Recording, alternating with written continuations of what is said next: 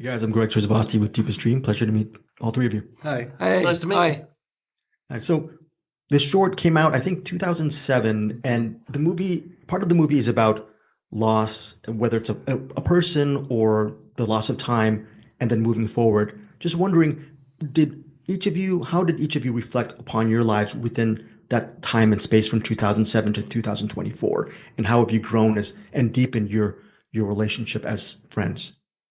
It's a great, It's great opening question. It's a very good question, and the funny thing about it is, I think it really crept up on us. I don't think any of us quite expected to sort of the flood of emotions that you get when you're revisiting something from so long ago, and it's kept going as well, because as we've now sort of put the film in front of audiences and seen how audiences respond to it, and as we've sort of been answering questions about the film, a lot of things from when we first made the original short nearly 20 years ago do come flooding back, and I think in that way there is a real connection between what's going on in the film and what's happened for us as filmmakers. Yeah, I certainly felt my Herb's journey as a creative, his creative journey certainly felt like it sat very closely to mine since the short, in a way. That I had a really nice period working with these guys, and then the choices I made over the next 18 years, some of them were commercial choices that I had to make for financial reasons or whatever, creatively less fulfilling.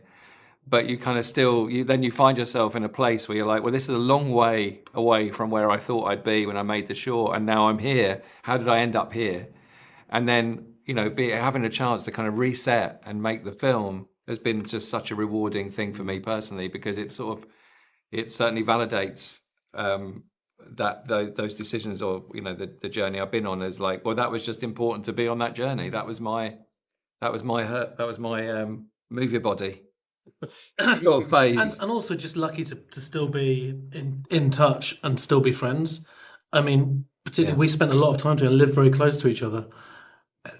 People fall out, and we haven't fallen out. You just sort of manage that a bit and make sure that you look after it. I'm very tolerant.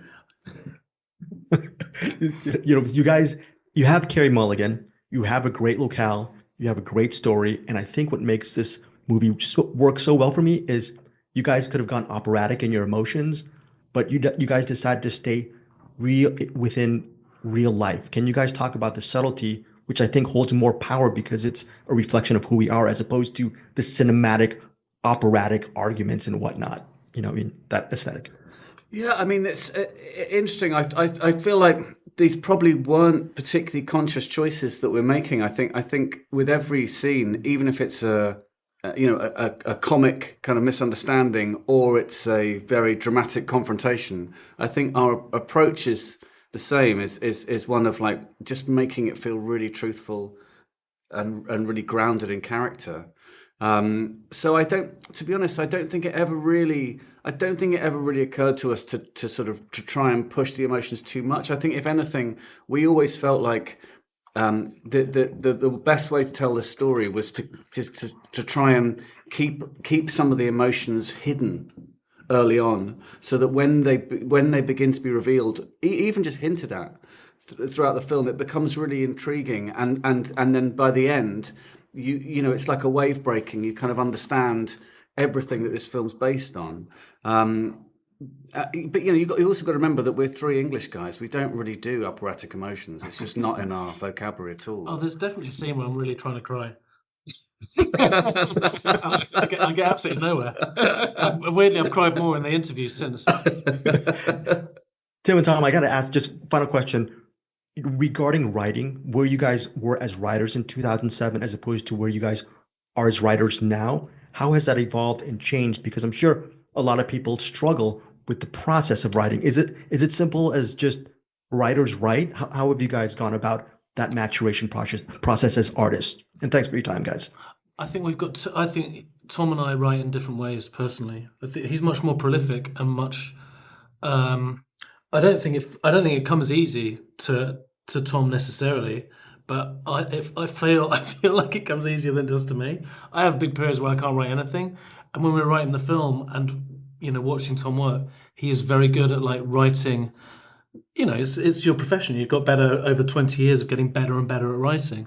So it's weirdly 2007 was easier to write, but only because it was a short. Now we've got more skills and we kind of we dovetail very well, and there's a lot of both of us in the film.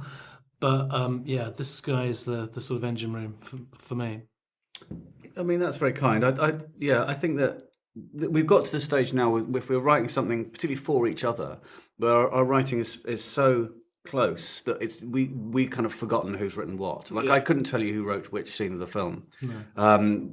So there's a real simpatico about that, which definitely has come over the years. I think the thing that's hardest is story.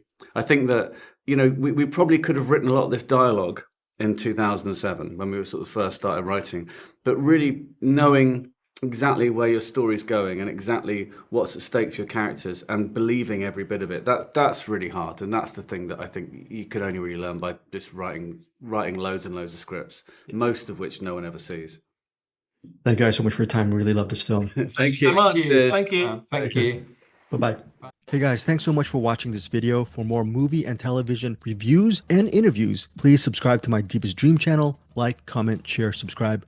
And as always, thanks so much for your support. Take care.